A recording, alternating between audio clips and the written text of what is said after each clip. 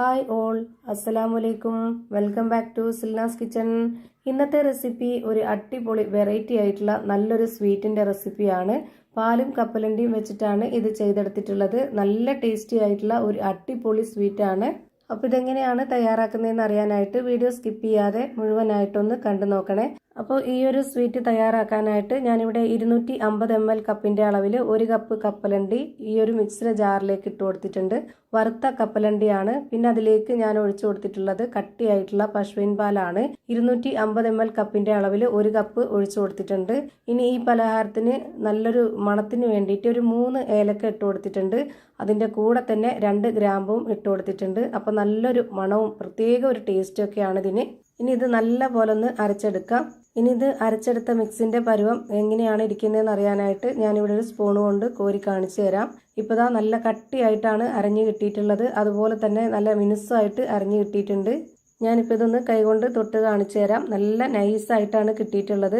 ഇനി ഇതിലേക്ക് 250 ml കപ്പിൻ്റെ അളവിൽ 1 കപ്പ് പാലും കൂടെ ഒഴിച്ചിട്ട് ജസ്റ്റ് ഒന്ന് കറക്കിയെടുക്കണം. അപ്പോൾ അതിനുവേണ്ടി ഞാൻ ഇതിലേക്ക് 1 കപ്പ് പാൽ ഒഴിച്ചു കൊടുക്കുന്നുണ്ട്.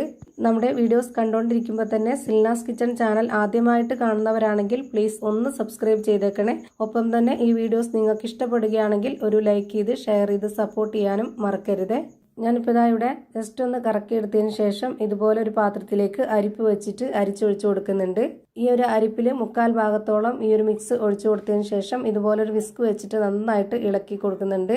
നല്ല കട്ടിയായിരിക്കുമ്പോൾ നമ്മളെ പലഹാരം കറക്റ്റ് പരുവത്തിന് കിട്ടത്തില്ല. അതുകൊണ്ടാണ് ഇതുപോലെ അരിച്ചിട്ട് കുറച്ചെങ്കിലും തരിയുള്ള ആ ഒരു ഭാഗം ഉണ്ടെങ്കിൽ അത് മാറ്റിയിട്ട് ബാക്കിയുള്ള മിക്സ് വെച്ചിട്ട് വേണം നമുക്കിത് ചെയ്തെടുക്കാനായിട്ട്. ഇപ്പോൾ ഇതാണ് ഇതിൻ്റെ കറക്റ്റ് ആയിട്ടുള്ള പരുവം. ഇനി നല്ലപോലെ ഒന്ന് ഇളക്കിയെടുത്തതിന് ശേഷം നമുക്ക് സ്റ്റൗവിലേക്ക് ഒരു പാൻ വെച്ച് കൊടുത്തിട്ട് ഫ്ലെയിം ഓണാക്കിയതിന് ശേഷം അതിലേക്ക് 2 സ്പൂൺ അളവിൽ നെയ്യ് ഒഴിച്ചു കൊടുക്കാം. നെയ്യ് നന്നായിട്ടൊന്ന് ചൂടായിട്ട് വരുന്ന സമയത്ത് ഇതിലേക്ക് ഒരു 1/2 കപ്പ് അളവിൽ കൂടി പാൽ ഒഴിച്ചു കൊടുക്കാം. നല്ല കട്ടിയായിട്ടുള്ള പാലാണ്, പശുവിൻ പാലാണ്.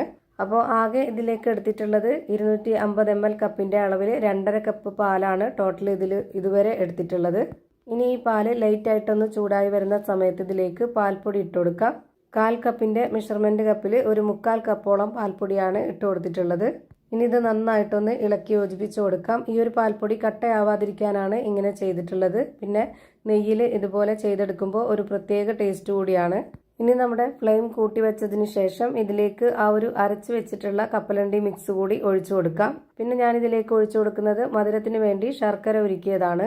200 ഗ്രാം ശർക്കര 250 ml കപ്പിൻ്റെ അളവിൽ 1/4 കപ്പ് വെള്ളം വെച്ചിട്ട് ഉരുക്കിയെടുത്തിട്ടുള്ളതാണ്. അത് മുഴുവനായിട്ടും ഇതിലേക്ക് ഒഴിച്ചു കൊടുത്തിട്ടുണ്ട്. ഇനി നമ്മളിതിനെ ഹൈ ഫ്ലെയിമിൽ വെച്ചിട്ട് കൈവിടാതെ നന്നായിട്ട് ഇളക്കി കൊടുക്കാം. ഇത് നന്നായിട്ട് തിളച്ച് വരും. അങ്ങനെ തിളച്ച് വന്നതിന് ശേഷം പിന്നെ നമുക്ക് കൈവിട്ടാലും കുഴപ്പമൊന്നുമില്ല. പിന്നെ ലോ ഫ്ലെയിമിൽ ഇട്ട് കൊടുത്തിട്ട് അതങ്ങ് വറ്റിച്ചെടുത്താൽ മതി. ഇപ്പം ഞാനിതിലേക്ക് ഈ ഒരു പരുവായപ്പം 2 സ്പൂൺ അളവിൽ നെയ്യ് ഒഴിച്ചു കൊടുത്തിട്ട് ഇതുപോലെ കൈവിടാതെ നല്ലപോലെ ഒന്ന് ഇളക്കി കൊടുക്കുന്നുണ്ട്. നെയ്യുമായിട്ട് നന്നായിട്ട് മിക്സ് ആയി കഴിഞ്ഞു എന്നാകുമ്പോൾ പിന്നെ നമുക്ക് വീണ്ടും കൈവിടാം. ഓരോ ഘട്ടം അനുസരിച്ച് ലോ ടു മീഡിയം ഫ്ലെയിമിൽ മാറി തിരിഞ്ഞും ഇട്ട് കൊടുത്തതിന് ശേഷം ഇത് നന്നായിട്ട് കുറുകി വരുന്നവരെ വെയിറ്റ് ചെയ്യണം. ഇപ്പോൾ ഇതാ നല്ലപോലെ ഒന്നുകൂടി കുറുകി വന്നിട്ടുണ്ട്. ഈ ഒരു ടൈം ആകുമ്പോൾ നമുക്കൊന്നുകൂടി നെയ്യ് ഒഴിച്ചു കൊടുക്കണം. 2 സ്പൂണോളം നെയ്യ് ഒഴിച്ചു കൊടുത്തിട്ട് വീണ്ടും ഇത് നന്നായിട്ടൊന്ന് ഇളക്കി യോജിപ്പിച്ച് കൊടുക്കുന്നുണ്ട്. അങ്ങനെ 1-2 മിനിറ്റ് കഴിയുമ്പോഴത്തേക്ക് വീണ്ടും ഈ ഒരു പരുവത്തിലേക്ക് മാറും. അപ്പോൾ നമുക്ക് ലാസ്റ്റായിട്ട് ഇനി ഇതിലേക്ക് 2 സ്പൂൺ നെയ്യും കൂടെ ഒഴിച്ചു കൊടുത്തിട്ട് നമുക്ക് ഫ്ലെയിം ഓഫ് ചെയ്ത് കൊടുക്കാം.